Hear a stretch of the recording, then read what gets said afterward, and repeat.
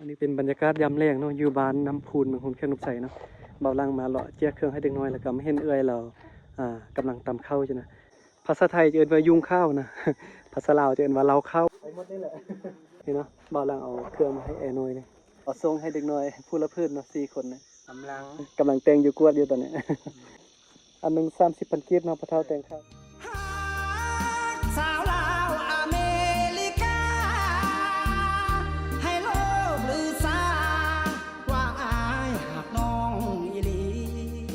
โอ้ตอนนี้เบาลังก็ได้มาฮอดที่บ้านน้ำพูนแล้วเนาะอันนี้จะเป็นบ้านน้ำพูนเมืองหุ่นแขวงอุดมไสเนาะอยู่ทางเหนือของประเทศลาวเนาะคนพี่น้องโอ้เบาลังบ่ได้มาได้หลายเดือนเนาะเส้นทางดีขนาดไหนดีตั้งแต่อยู่ในเมืองจนมาฮอดนี่นะเส้นทางเส้นนี้ก็จะไปฮอดเมืองนาแลมันออกไปทางล่วงลำธารพุ่นน่ะเส้นทางเส้นนี้นะเบิ่งเนาะเขาจะเอาแปลงทางดีขนาดเลยเขาจะกำลังเริ่มแปลงทางเนาะตอนนี้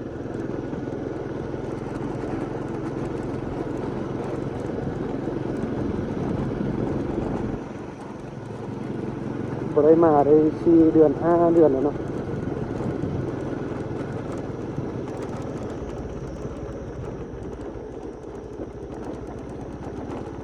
โอ้เห็นเด็กน้อยมื้อนี้ก็เบาลังเฮ็ดภารกิจเนาะเอาส่งเสื้อมาแจกให้เด็กน้อยเนี่ย ปะเนี่ยตะกี้นะโอจิหรอจุเทส่งเสื้อจุเทส่งเสื้อบ่อยากได้ส่งเสื้อบ่มาเนี่ย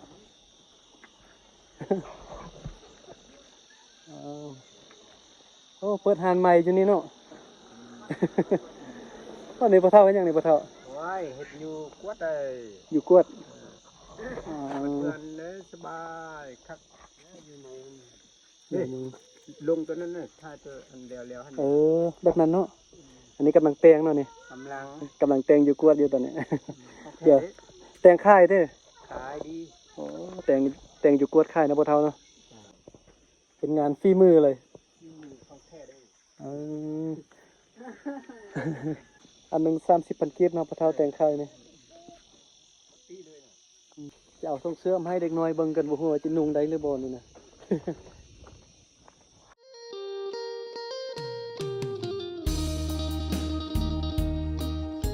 เอาส่งให้เด็กน้อยผู้ละพื้นเนาะ4 คนนะมันนี้มาแจกให้4 คนเนาะเดี๋ยวบ่าวลังก็จะขี่รถเลาะไปแล้วก็เห็นเด็กน้อยแล้วก็จะแจกให้เนาะ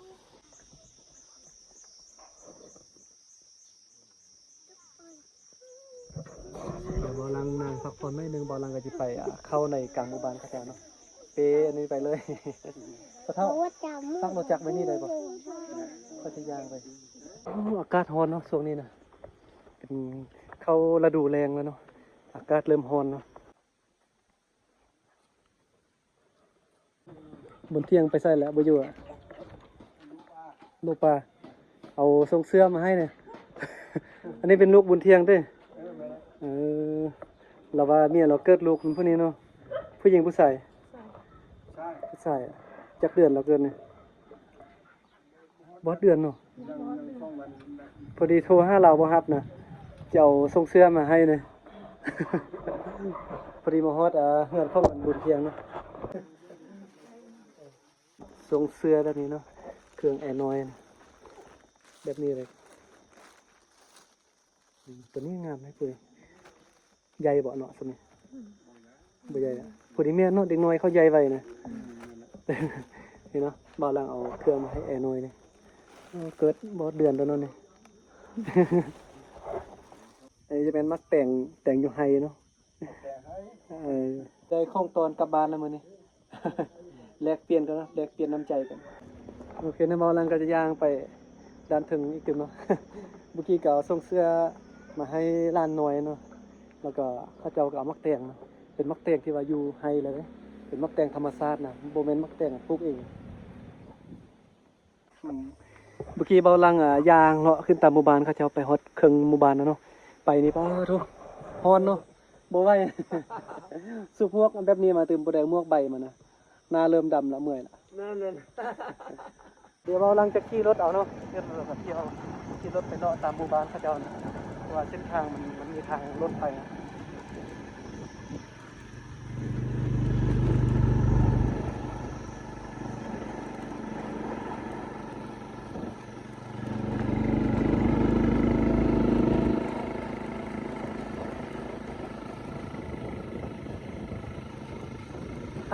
ขี่รถสบายกว่าเราเย็น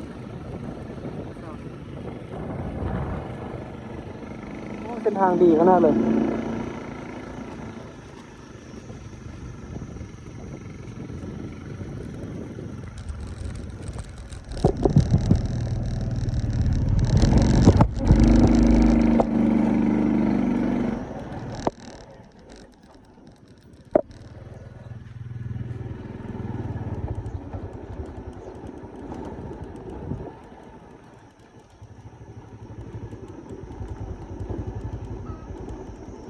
โอ้โดยสันขนาดบนนี้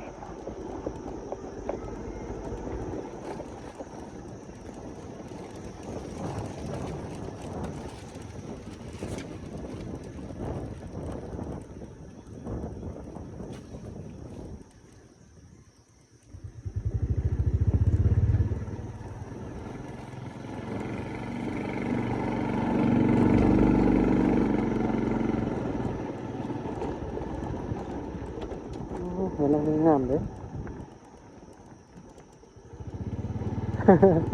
สบายเลย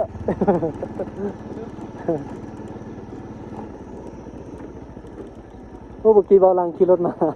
อายเมื่อกี้เราเห็นเราจื้อนะ เราจื้อเบาลัง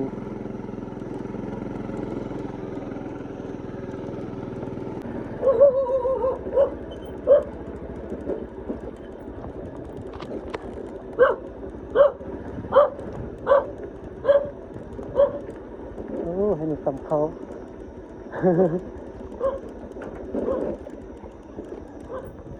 สบายดีเอ้ย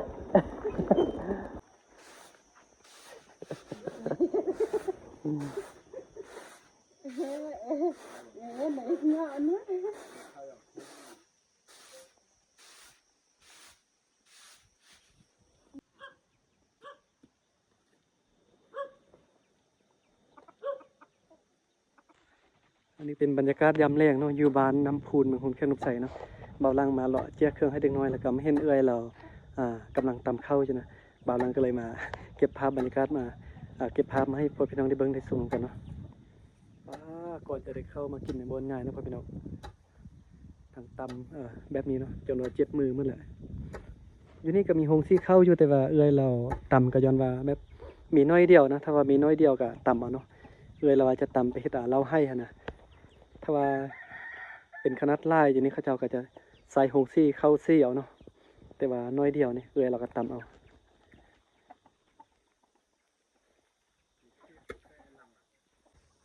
นี่นะเป็นฟืนนี่จะไว้แบบนี้เรียนแถวไว้กองลางเงินแบบนี้เลยเนาะเราเข้าก็จะอยู่แบบนั้นนะตั้งแบบนั้นเลยเนาะว้าทุกขนาดเลย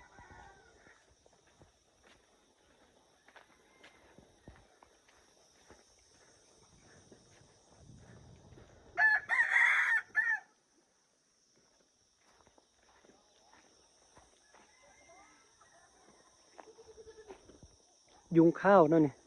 ภาษาไทยจะเอิ้นว่ายุงข้าวนะ ภาษาลาวจะเอิ้นว่าเราเข้า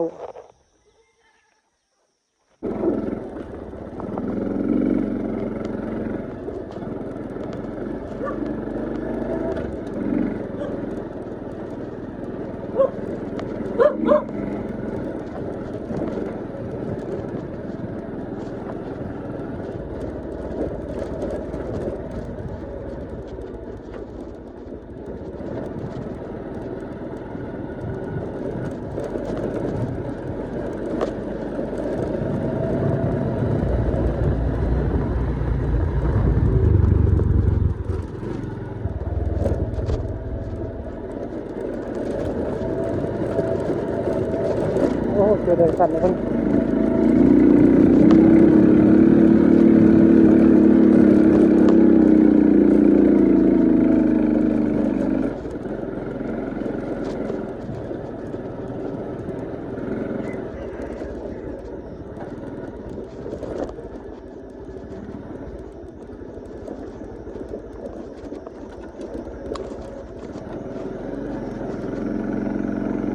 จะไปด้านเทิงอีกตึมเนาะพ่อแม่พี่น้อง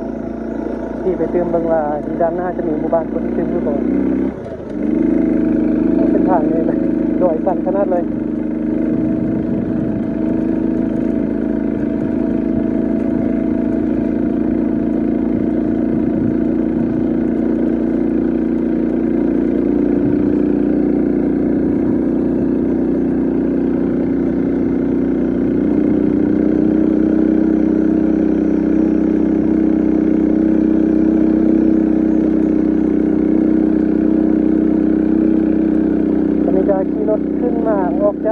บ้านน้ำพุแล้วตอนนี้เดี๋ยวเบาลังจะไปซอกบนนั่งกินข้าวกันนะเพราะว่าตอนนี้อยากกินข้าวแล้ว1 โมงป่าย2 โมงแล้วบ่าย2แล้วเนาะถ้าว่าเราเป็นภาษาไทยก็ว่าบ่าย2เนาะอันนี้ก็2 โมงป่ายแล้วเดี๋ยวจะไปซอกนั่งบนโต๊ะเย็นๆนะนั่งกินข้าวกินน้ำกัน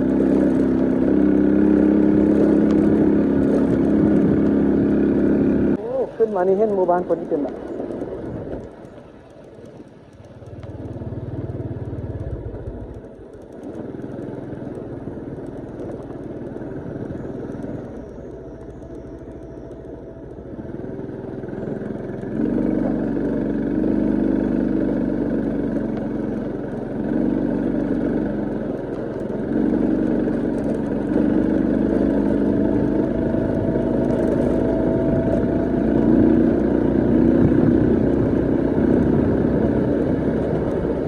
นี่เป็นบ้านขู่ซ่อนเนาะบ้านขู่ซ่อนเมืองหุ่นให้อุดมใส่เนาะเดี๋ยวบอลังจะไปซอกบอลนางกินข้าวกันตาบอล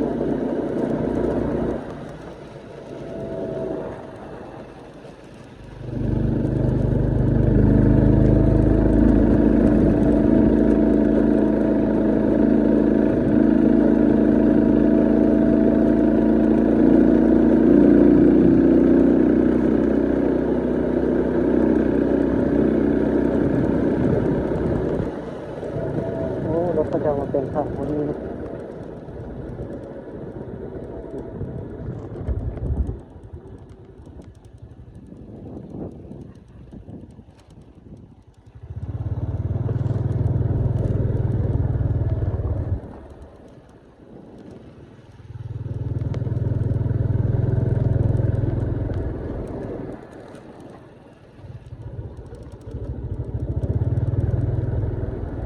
แบบนี้มีฮานค่ายเครื่องรถ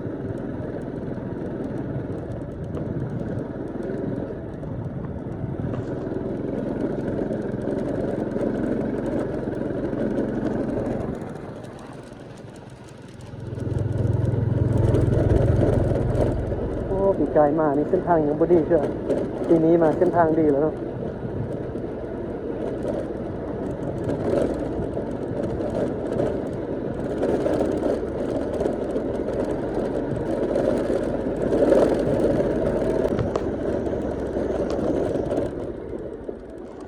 จอดนี้เอาตอนนี้เบาลังขี่รถออกมาจากหมู่บ้านผูซอดแล้วเนาะบามาซอกนางบอนนั้นบามาซอกเที่ยงไฮนางกินข้าวกับบ่มีเนาะ บ่เนาะบ่มีเลยว่าแต่ว่าเส้นทางมาปีนี้นี่บ่เป็นตายานเนาะปีก่อนบนปีก่อนปีกายนี่เบาลังมานี่เส้นทางเป็นตายานเนาะเส้นทางบ่ดีแล้วก็มานี่บ่เคยมาเลยเนาะปีกายเป็นตายานนิดนึงแต่ว่าปีนี้มาเบิ่งเส้นทางก็ดีแล้วก็บ่เป็นตายานแล้วเนาะเส้นทางเส้นนี้นี่เบาลังข้ามสะบานเขาเจ้าว่าไปฮอดเมืองนาแลฮอดแท่งลงน้ำทาพุ่นเนาะเส้นทางเส้นนี้นะเขาเจ้าเริ่มแปลงมาว้าวดูดีขนาดเส้นทางนี้ขนาดว่าเส้นทางอยู่ดอยได้นี่บนเส้นทางในเมืองเด้เริ่มดีแล้วนะพ่อพี่น้องประเทศลาวนี่ก็เรื่องเส้นทางก็ถือว่าเริ่มพัฒนาเริ่มแปลงเริ่มดีขึ้นหลายเติบแล้วพ่อพี่น้องจากเมื่อก่อนเนาะเส้นทางเส้นนี้มันบ่มีนะแต่บนบ่มีเส้นทางมันบ่ดีนะการไปมาลำบากหลายยามฝนก็ไปบ่ได้แต่ว่าเดี๋ยวนี้นี่เขาเจ้าแปลงดีหลายแล้วเดี๋ยวนี้นะมีมะไข่หน่วยเดียวแล้วก็มีซีนเนาะว่าลังจะกินข้าวในนึงพักผ่อนในนึงแล้วก็บ่าลังก็จะออกไปเบิ่งหมู่บ้านทางหน้าว่ายังจะมีหมู่บ้านคนอีกเต็มไปหมดนะเป็นคนมักเดินทางไปไกลๆไปแหละมักไปบนที่บ่เคยฮู้บ่เคยเห็นบ่เคยไปนะอยากไปเที่ยวหลายบอนอยากไปเที่ยวหลายเมืองหลายแขวงเนาะหลายจังหวัดนะแต่ว่าเป็นคนบ่มีเงินหลายเนาะมีแต่เงินน้อยเดียวมีเงินมีงบจำกัดเนาะบ่มีเงินหลายอุ้ยซีนกับตก